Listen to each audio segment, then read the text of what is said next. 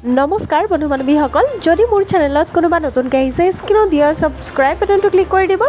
আজি মোৰ থাম্বনেইলটো চাই গম পাইছে মুখ্যমন্ত্ৰী ডাঙৰীয়াই বিশদ ঘোষণা কৰিছে যে ADRE 3.0 ভাইবা টেষ্ট হ'ব, অতি সোনকালে হ'ব আৰু সোনকালে এই কথাখিনি গোটেইখিনি কথা জানি লওক।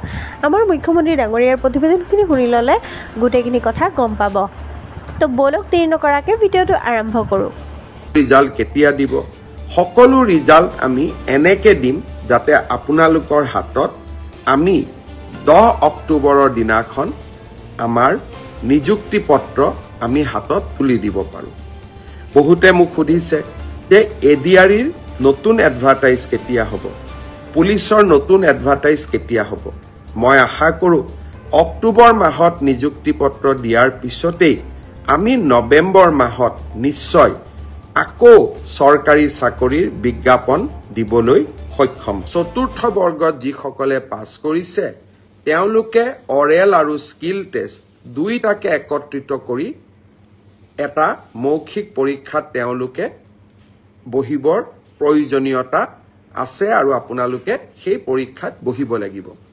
মই আশা কৰোঁ আমি জুলাই মাহৰ 15 তাৰিখৰ আগতে এই মৌখিক পৰীক্ষা বা স্কিল পৰীক্ষাৰ গোটেই পৰ্যায়টো শেষ কৰিম আৰু মই আগতেই কৈ অহাৰ দৰে 10 অক্টোবৰৰ দিনাখন আমি আপোনালোকৰ হাতত যোগ্যজনৰ হাতত নিয়োগ পত্ৰ তুলি দিবলৈ প্ৰচেষ্টা কৰিম।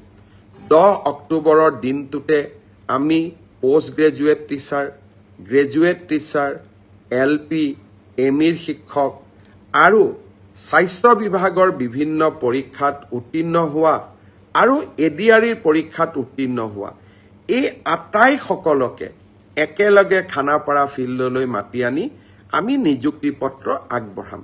মোক কোনোবাই সুধি থাকে পুলিচৰ ৰিজাল্ট কেতিয়া দিব।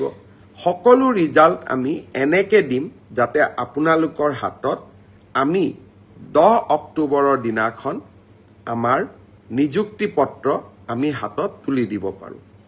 বহুতে মোক সুধিছে যে ADREৰ নতুন এডভাৰটাইজ কেতিয়া হ'ব, পুলিচৰ নতুন এডভাৰটাইজ কেতিয়া হ'ব। মই আশা কৰোঁ অক্টোবৰ মাহত নিযুক্তি পত্ৰ দিয়াৰ পিছতেই আমি নৱেম্বৰ মাহত নিশ্চয় আকৌ চৰকাৰী চাকৰিৰ বিজ্ঞাপন দিবলৈ সক্ষম হ'ম।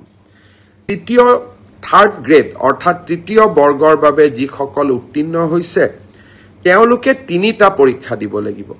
যিসকলে ষ্টেনোগ্ৰাফাৰৰ পৰীক্ষা পাছ কৰিছে তেওঁলোকে ষ্টেনোগ্ৰাফাৰৰ স্কিল পৰীক্ষা দিব লাগিব। যিসকলে ড্ৰাইভিং পাছ কৰিছে তেওঁলোকে ড্ৰাইভিঙৰ স্কিল পৰীক্ষা দিব লাগিব আৰু যিসকলে সাধাৰণ তৃতীয় বৰ্গত পাছ কৰিছে তেওঁলোকে কম্পিউটাৰৰ স্কিল পৰীক্ষা দিব লাগিব।